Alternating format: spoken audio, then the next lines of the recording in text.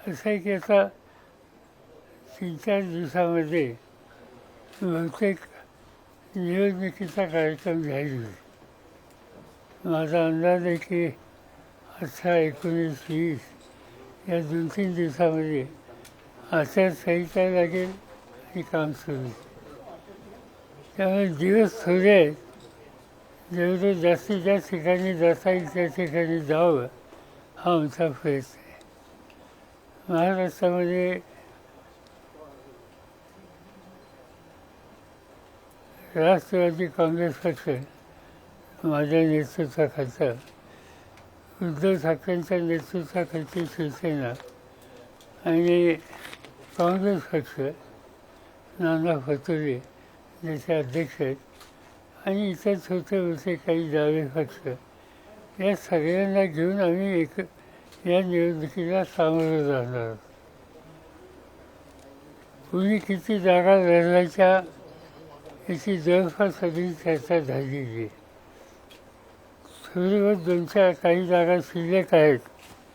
त्याच्यामध्ये आमचा प्रयत्न असा आहे की प्रकाश आंबेडकर सहभागी झाले तर त्यांच्या पक्षाला सुद्धा काही जागा द्याव्यात आणि एकत्रित ही निवडणूक आपण सामोरं जाऊन लढवावी.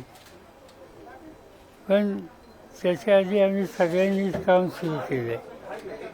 असं उदाहरणार्थ उद्धव ठाकरे विदर्भात आहेत, आणखी काही ठिकाणी आहेत. मी पुणे जिल्ह्यात काही ठिकाणी जाहीर सभा घेतल्या. काँग्रेस पक्षाच्याही सभा चालू आहेत. ही प्रक्रिया जी निवडणुकीची आहे ती वेळ मर्यादित असल्यामुळं आम्ही सुरू करून कामाला लागलेलो आहोत. आणि असं दिसतं साधारणतः लोकांचा कौल हा आमची जी आघाडी आहे त्या आघाडीला अनुकूल अशा प्रकारचा आहे. विशेषतः शेतकरी वर्ग अतिशय अस्वस्थ आहे आणि सत्ताधारी पक्षावर त्यांची फार नाराजी दिसते. आता इथं आल्याच्या नंतर हा जिल्हा असो, धुळे जिल्हा असो किंवा सातारा जिल्हा असो, या सगळ्या भागामध्ये जिथे कांदा होतो, पुणे जिल्हा, तर त्या सगळ्या कांदा उत्पादकांच्या सुद्धा या सरकारच्या उद्देशी प्रचंड नाराजी आहे. ऊस हे महाराष्ट्राचं महत्त्वाचं पीक आहे. ऊसाच्या संदर्भात आणि विशेषतः इथेनॉल आणि बाकी जे पदार्थ तयार करतात त्याच्याबद्दल केंद्र सरकारचं धोरण धडपडीचं आहे आणि त्यामुळे तोही शेतकरी नाराज आहे. आणि राज्याच्या काही भागामध्ये अन्य पिकं जे घेतात त्या पिकांच्याबद्दलच्या किमती हाही प्रश्न काळजी करण्यासारखा असल्यामुळं तोही शेतीचा वर्ग अस्वस्थ आहे. एका बाजूनं शेतकरी वर्ग हा अस्वस्थ दिसतो आणि दुसऱ्या बाजूनं बेरोजगारी, महागाई या सगळ्या प्रश्नाच्यामुळं मध्यमवर्ग आणि तरुण पिढी ही सुद्धा अस्वस्थ आहे. आणि त्यामुळं एकंदर या सगळ्या धोरणांचा परिणाम उद्याच्या निवडणुकीमध्ये दिसेल आणि त्याची किंमत सत्ताधारी पक्षाला द्यावी लागेल असं फार्माफिशी आम्हाला दिसतं आहे.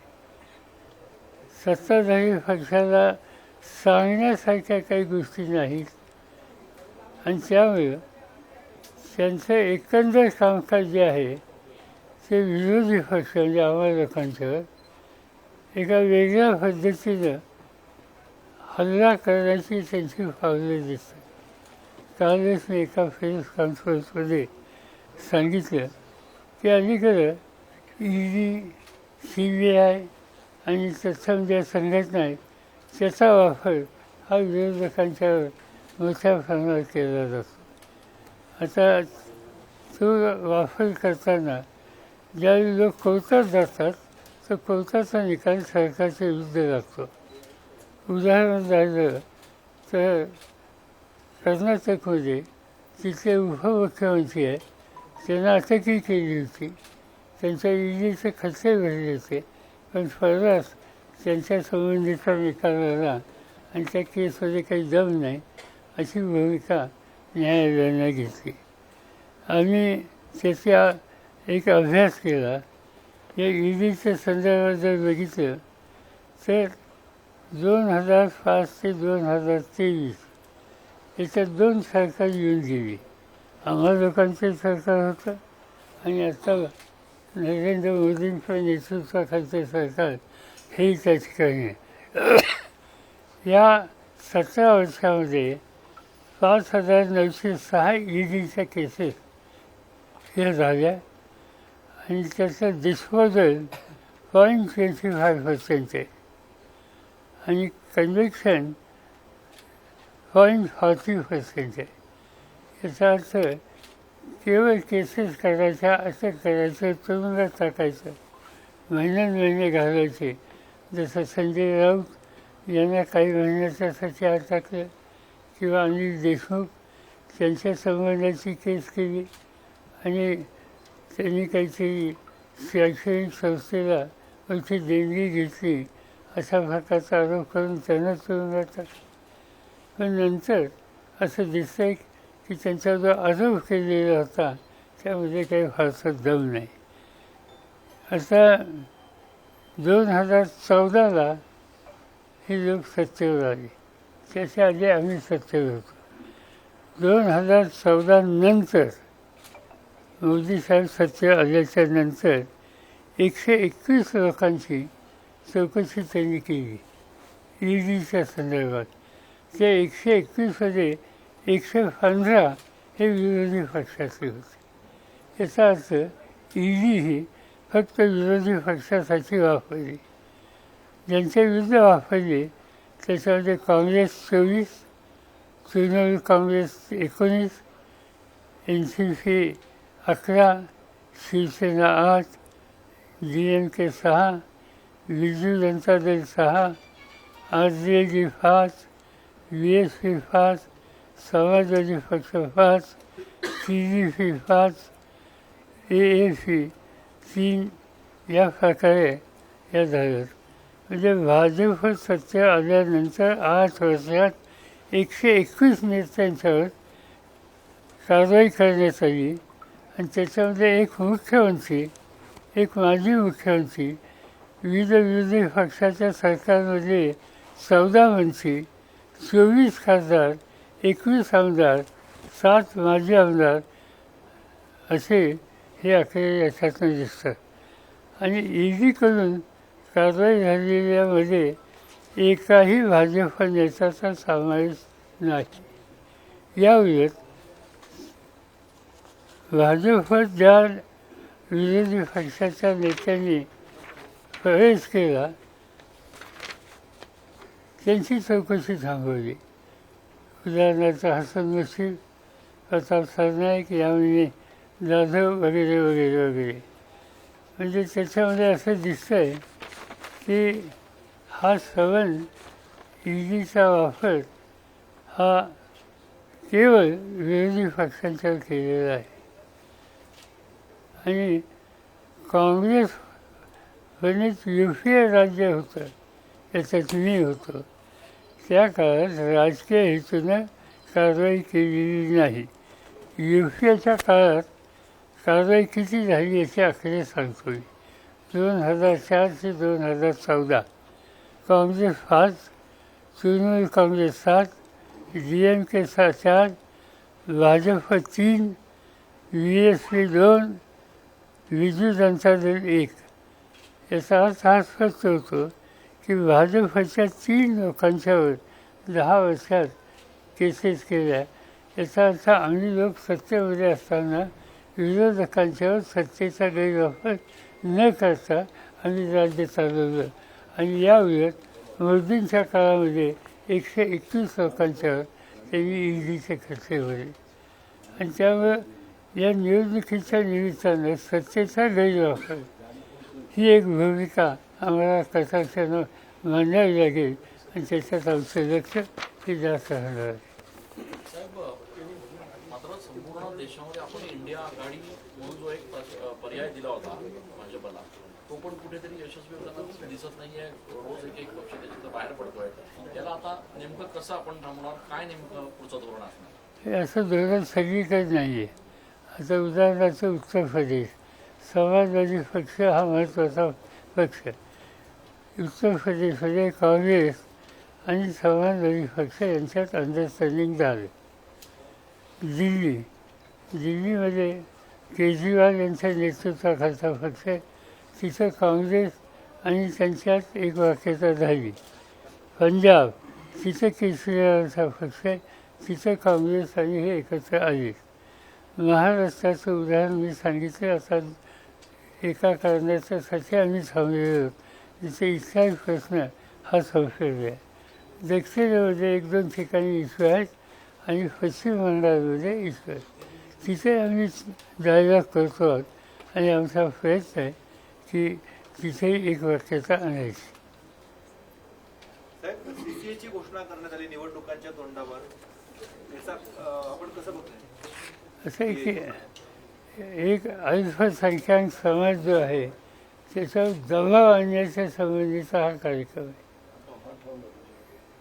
त्याला विरोध हे प्रामुख्यानं मुस्लिम मायनॉरिटी आणि या लोकांची होती. त्यांना एक मेसेज द्यायचा असतो आणि तो मेसेज द्यायचा हा प्रयत्न आहे. पवारसाहेब, महाराष्ट्रामध्ये 48 जागा आहेत, त्यापैकी वंचित बहुजन आघाडी बाहेर पडण्याच्या तयारीत आहेत, तसा इशारा त्यांनी दिलाय. संजय राऊतांवर त्यांनी निशाणा साधलाय का? संजय राऊत दरवेळेस खोटं बोलतात. असं ते त्यांचं मत आहे, आमचा काय अनुभव तसा नाही. पण ते महाविकास आघाडीत नाही, मी मगाशीच तुम्हाला सांगितलं की ते आम्ही फायनल करायला थांबलो ते त्यांच्यासाठी. आमची इच्छा आहे की त्यांनी यावं. त्याच्या काही रास्त तक्रारी असतील त्याची नोंद आम्ही घ्यायला तयार आहोत. त्याच्यात करेक्टिव्ह ॲक्शनसुद्धा घ्यायची आमची तयारी आहे. आज राज्यामध्ये ही एक वाक्यता करणं आवश्यक आहे. कारण प्रकाश आंबेडकर सातत्याने एक गोष्ट सांगतात की मोदीचं राज्य घालवलं पाहिजे. त्यामुळे त्या विचारावर आमची त्यांच्यात साम्य आहे आणि त्यामुळे जागेच्या प्रश्नांना काही इश्यू असेल तर तो सामंजस्याने सोडवावा असा आमचा प्रयत्न आहे. पण साहेब, मागच्या काही दिवसांपासून प्रकाश आंबेडकरांचे वक्तव्य होतं ते महाविकास आघाडी सोबत जाण्यास इच्छुक नाही असं आपल्याला वाटतंय? असं काही नाही, कारण वर्तमानपत्रात काय आलं याच्या मी खोलात जात नाही. पण आमचं डिस्कशन चाललं आहे. त्या डिस्कशन माझ्या उपस्थितीत झाले आणि तिथं मला तसं वाटत नाही. त्यांच्याकडनं ज्या अटी शर्ती टाकल्या जातात त्याच्यामध्ये त्यांच्याकडनं असं म्हटलं जातं की भविष्यामध्ये या सगळ्या आघाडीमधला एकही पक्ष फुटून भाजपबरोबर जाणार नाही असं मला रायटिंगमध्ये द्यावं अशी देखील त्यांची मागणी आहे. आणि त्यामुळे तशी मागणी त्यांनी आमच्याकडे काही केली नाही. नेत्यांच्या मुलांना उमेदवारी देऊ नये ही देखील त्यांची मागणी. घराणेशाहीचा जो आरोप केला जातोय, असे अनेक नेते आहेत, त्यांच्या मुलांना देखील आमच्याकडे त्यांनी जे मुद्दे मांडले त्याच्यात आपण म्हणता तो मुद्दा नव्हता. ही गोष्ट खरी आहे की जागेच्या संबंधी त्यांनी काही भूमिका अग्रही मांडली आणि त्यांनी हेही सांगितलं की त्यांच्या पक्षाचं काम ज्या जिल्ह्यात आहे अशा जिल्ह्याची यादी त्यांनी, हे खरं आहे. नाशिकची जागा कोण लढवेल या संदर्भात जर विचारलं तर उद्धव ठाकरे गटाकडून तो दावा दाखला जातोय. मात्र अनेक इच्छुक आपली देखील भेट घेत आहेत. आपल्याला देखील नाशिकची जागा ही आमच्या सगळ्या वाटाघाटीमध्ये नाशिकची जागा उद्धव ठाकरेंच्याकडे आहे. साहेब, इलेक्शन कमिशन निवडणुकीवरनं पण आता सध्या वाद सुरू आहे आणि तो सत्तेचा गैरवापर केला जातोय का त्याच्यामध्ये? सरळ असं आहे की इलेक्शन कमिशन नेमण्याच्यासाठी पूर्वी एक यंत्रणा होती. त्या यंत्रणेमध्ये प्रधानमंत्री, सेंट्रलचे आणखीन एक कॅबिनेट मंत्री आणि विरोधी पक्षनेता आणि त्यानंतर सुप्रीम कोर्टाचे मुख्य न्यायाधीश. आता केंद्र सरकारने हा नियुक्ती करण्याच्या संबंधीची यंत्रणा आहे त्याच्यात बदल केले आणि त्याच्यातून सुप्रीम कोर्टाचे न्यायाधीश यांना काढून टाकले. खरं म्हणलं तर चीफ जस्टिस ऑफ इंडिया यांना त्या ठिकाणी ठेवण्यात काही अडचण नव्हती. पण आता स्थिती काय राहिली, विरोधी पक्षनेता 1, प्रधानमंत्री 2 आणि सिनियर कॅबिनेट मंत्री 3 या तिघांनी निर्णय घ्यायचा. तिघातले 2 त्यांचे. त्यामुळे विरोधी पक्ष नेत्याच्या मताला काय अधिकार तिथं राहणार नाही. आपल्याला हवं तसं त्या ठिकाणी नियुक्ती करण्यात यावी याचा बंदोबस्त मोदी साहेबांनी केलेला आहे. तर कालपासून भारत जोडो यात्रा ही महाराष्ट्रामध्ये आहे. आगामी लोकसभा निवडणुकीच्या अनुषंगाने किती परिणाम हे महाराष्ट्रामध्ये जाणवेल या सगळ्या भारत न्याय यात्रेच्या माध्यमातून? आता बघूया. आम्ही जे यापूर्वी यात्रा जिथं गेली तिथं वेगळा अनुभव आला, अनुकूल अनुभव आला. उदाहरण सांगायचं झालं तर कर्नाटकामध्ये भाजपचं राज्य होतं आणि कर्नाटकातनं ही यात्रा आल्याच्यानंतर निवडणूक झाली. तिथं सरकार बदललं. तिथं आज काँग्रेसचं सरकार झालं. साहेब, देशातले भाजपचे खासदार भाजप पक्ष सोडून विरोधी पक्षामध्ये प्रवेश करत आहे. ते मोदींची उतरती कळा आहे का असं आपल्याला वाटतंय? असं काय मला कुठं फारसं दिसलं नाही. कुठे 2 राज्यातले खासदारांनी विरोधी पक्षात प्रवेश केलाय, स्टँडिंग खासदारांनी. साहेब, बारामतीच्या निवडणुकीकडे सगळ्यांचं लक्ष लागलंय. त्याच्यात एक ट्विस्ट आलाय की विजय शिवतारेंनी आता निवडणूक लढवण्याची घोषणा केलेली आहे आज काही वेळापूर्वी. या एकूण घटनेकडे कसं बघता, किती फरक पडेल? आहे की ते विरोधी पक्षातच होते. एकनाथ शिंदे यांच्या पक्षाचे जे प्रतिनिधी होते. मागच्या निवडणुकीत त्यांनी चांगली मतं घेतली होती. त्याच्या आधी ते निवडूनही आलेले होते आणि आता विरोधकांच्या संघटनेमध्ये ते गेले काही वर्ष काम करत आहेत आणि त्यांनी हा लढायचा निर्णय घेतला आहे. आता बघूया त्याचे काय फरक होतील, कोणावर होतील. पण त्यांना पडलेली जी मतं आहेत आणि त्यांचा जो मतदार आणि कार्यकर्त्यांचा संच हा महाविकास आघाडीचा नाही, अन्य पक्षाचा नाही. तर मागच्या काही दिवसांपासून काँग्रेसचे नेते भाजपमध्ये जात आहेत. आजच नंदुरबारचे माजी मंत्री वळवी यांनी भाजपमध्ये प्रवेश केलाय. खरं तर राष्ट्रवादी फोडली, आधी शिवसेना फोडली. तर काँग्रेस पण या अशा नेत्यांना भाजपमध्ये प्रवेश करून घेऊन फोडण्याचा एक प्रयत्न आहे असं आपल्याला वाटतंय? साधारणतः केंद्र सरकारमध्ये सत्तेमध्ये जे आहेत त्यांनी ठिकठिकाणी विरोधी पक्ष फोडता कसा येईल किंवा आणखीन त्याचा हल्ला कसा करता येईल याचा आखीव कार्यक्रम त्यांनी केलेला आहे आणि करत आहेत. त्याचा हा भाग आहे. आणि नंदुरबारचं जे उदाहरण सांगितलं त्याचं काय मला फारसा आश्चर्य वाटणार नाही. आणि त्याचं कारण पक्ष बदलाचा अनुभव त्या ग्रस्तांना बऱ्यापैकी आहे. पवार साहेब, मध्यंतरीच्या काळामध्ये नरेंद्र मोदी महाराष्ट्रात आणि अमित शहा येऊन गेले, परंतु या सगळ्यांच्या रडारवरती शरद पवारच होते. शरद पवारांनी काय केलं असे प्रश्न विचारून त्यांनी सभा गाजवल्या. याकडे कसं बघता? चांगली गोष्ट ना. त्यांनी सांगितलं की 50 वर्ष हा माणूस महाराष्ट्रावर बसला. असं महाराष्ट्राच्या जनतेनं 50 वर्ष मला निवडून दिलं असेल तर मी त्यांचा आभारी आहे. आणि 50 वर्ष एका राज्याच्या एका नेत्याला लोक निवडून देतात याचा अर्थ त्यांनाही समजला पाहिजे. महायुतीचा साहेब 45+ नारा आहे आगामी या लोकसभा निवडणुकीमध्ये. आपल्या महाविकास आघाडीच्या माध्यमातून असं काही नारा आहे? तुमची आकडे तुमची माहिती चुकीची आहे. त्यांची 48 आहे, 45 आहे. दिंडोरीचे माजी खासदार हरिश्चंद्र चव्हाण राष्ट्रवादीच्या आपल्या शरद पवार या पक्षातून लढण्यासाठी इच्छुक आहेत अशी एक चर्चा चालू आहे. नाही, अशी काही चर्चा माझ्या कळलं. साहेब, आपण नाशिकची जागा उद्धव ठाकरे गटाकडे दिली असं म्हणतात, पण आपल्या पक्षामधनं पण काही उमेदवार आहेत ते इच्छुक आहेत. इच्छुक असतात, आहेत, माझ्याशी बोलतात, त्याच्यात काही गैरवाग नाही. राजकारणामध्ये संघटनेमध्ये जे काम करतात त्यांच्या आयुष्यामध्ये काहीतरी इच्छा असते आपण कॉन्टेस्ट करा आणि ते आपल्या पक्षाकडे मागणी करतात. तशी माझ्याकडे केली. आम्ही त्यांना समजून सांगू की आपण दिंडोरीची जागा निवडतो आहे, दुसऱ्या जागेवर आपल्या सरकारी विषयांचा विचार झाला आहे तो आपण कसा यशस्वी याला सहकार्य करू. दिंडोरीची जागा मागताय असं काही चर्चा? त्यांनी माझ्याशी चर्चा केली.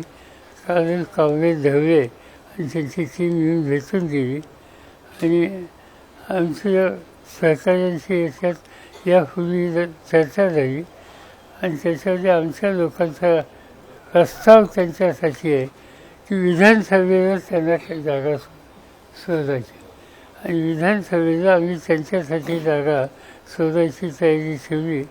तरी ह्या जागेच्या संबंधी आम्हाला सहकार्य करावं. धुळेचा उमेदवार विजयदारेंनी काही वेळापूर्वी असं म्हटलंय की मी महायुतीत आल्यानंतर तरे म्हणले की महायुतीत आल्यानंतर अजित पवारांना सत्कार केला, सन्मान केला, पण त्यांचा उर्मटपणा काही कमी झाला नाही आणि पवारांना न होणारं जे मतदान आहे त्या मतदारांसाठी मी बारामतीमध्ये पर्याय असू शकतो. पवारांना मी कोणत्या भावात झालं अदृश्य हाते शिवतारेंच्या मागे असं त्याचा एकूण अर्थ होतो. अजितदारांच्या बाबतीत त्यांनी केलेलं आहे विधान ते माहीत नाही, पण त्यांनी म्हणजे आमच्या उमेदवाराला न होणारं मतदान ते घेणार असतील तर आम्हाला आनंद आहे. दिंडोरीचा उमेदवार पवार साहेबांचा शिवतारेंना अदृश्य हाते असं समजायचं का? असं आहे की आमची त्यांची चर्चा झाली नाही. एकदा ते शेवटपर्यंत लढतात का नाही हे पाहूया, कसे लढतात हेही पाहूया. मनसे नेते वसंत मोरे यांनी काल पक्षाचा राजीनामा दिलेला आहे. मध्यंतरी ते आपल्यालाही भेटून गेलेले आहे. आपल्या संपर्कात ते आहेत किंवा तेव्हा मला भेटले ही गोष्ट खरी आहे. मला ते एवढ्यासाठी भेटले की ते जिथं राहतात त्याच्याजवळ एक क्रीडा ग्राउंड आहे आणि त्या ग्राउंडवर रिझर्वेशन बदलून काहीतरी अन्य कामासाठी ते ग्राउंड द्यावं असा निर्णय महानगरपालिकेत घेतला जातो. हा मुलांच्या दृष्टीने योग्य नाही आणि ते रिझर्वेशन बदलू नये हे सांगण्याच्यासाठी निवेदन त्यांनी मला दिलं. दुसरा विषय कधी चर्चा केली नाही. साहेब, राज ठाकरे 2-3 दिवसापूर्वी नाशिकला आले. त्यांनी असं म्हटलं की शरद पवार गट आणि पवार साहेब हे काही वेगळे नाही, आतून एकच आहे, हे जनतेला मूर्खात काढताय, अशा प्रकारचं वक्तव्य त्यांनी जाहीर सभेत केलं. ठीक आहे, आता त्यांनी केलं म्हणजे असं कोण म्हणेल की या दोघांच्या भावात सुद्धा एक वाक्यच आहे. पण मी म्हणणार नाही असं, कारण मला माहिती आहे असं नाही आहे. वसंत काल पक्ष सोडताना असं म्हटलं होतं की पुण्यामध्ये मनसेची ताकद मोठी आहे, सेकंड लार्जेस्ट पार्टी म्हणून मनसे होती. आपल्याला तर समजा जर ते मनसेकडून लढले असेल तर त्यांचं आव्हान होतं का मनसेचं पुण्यामध्ये? मनसे ही सेकंड लार्जेस्ट पार्टी होती पुण्यामध्ये, असं काल वसंत मोरेंनी पत्रकार परिषदेत म्हटलंय. तर समजा लोकसभा लढली असेल तर ते काही आव्हान होतं का मनसेचं? माहीत नाही, पण मी आज वाचलं की ते लढणार आहे तुम्ही, त्यामुळे लढून द्या ना. धुळे लोकसभेमध्ये काँग्रेस आणि राष्ट्रवादी काँग्रेस दोघं पक्ष आपल्या पक्षाकडनं आणि काँग्रेसकडनं मित्र पक्षाकडनं इच्छुक लोकांची संख्या खूप जास्त आहे. आसिफ शेखनी पण आपल्याकडे माजी आमदार आसिफ शेख यांनी पण आपल्याकडे मागणी केली. काय कुठं धुळे लोकसभा माझं माहितीच नाही आहे. साहेब, दिंडोरीचा कोणी अजून उमेदवार फायनल झालेला आहे का? आमच्याकडे सगळ्यांनी मिळून नाव सुचवलेलं आहे. बघले एक शिक्षक आहेत आणि त्यांचं नाव लौकिक चांगलं आहे त्या भागात समाजामध्ये. त्यांचं नाव पक्षाचं सोबत आलेलं आहे आणि 1 वर्षाने आलेलं आहे. महाविकास आघाडीची अधिकृत उमेदवारांची घोषणा कधीपर्यंत अपेक्षित आहे? जागा वाटपाचा फॉर्म्युला काही फायनल झाला आहे का? बाकी सगळं झाले. आंबेडकरांच्या संबंधी एकदा चर्चा करावी लागेल पुढच्या 2-3 दिवसात. जागा वाटप कसं असणार आहे? काय जागा वाटप, कुठला पक्ष किती जागा लढवणार, त्याबद्दल काय फायनल झालं? तेच नाही, एकदा आंबेडकर हा इश्यू क्लिअर झाला मग म्हणजे आपल्याला सांगू. त्यांनी किती जागेची मागणी केली?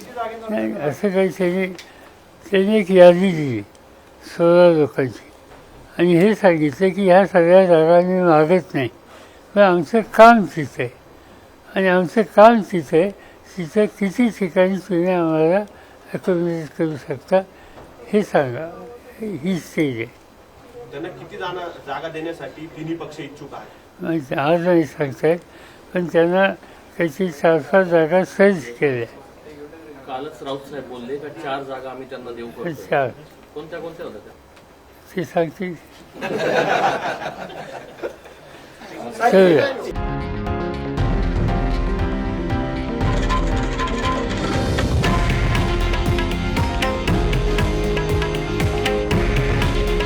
हे आहे देशातील नंबर 1 न्यूज नेटवर्क आणि आपण पाहत आहात TV9 मराठी.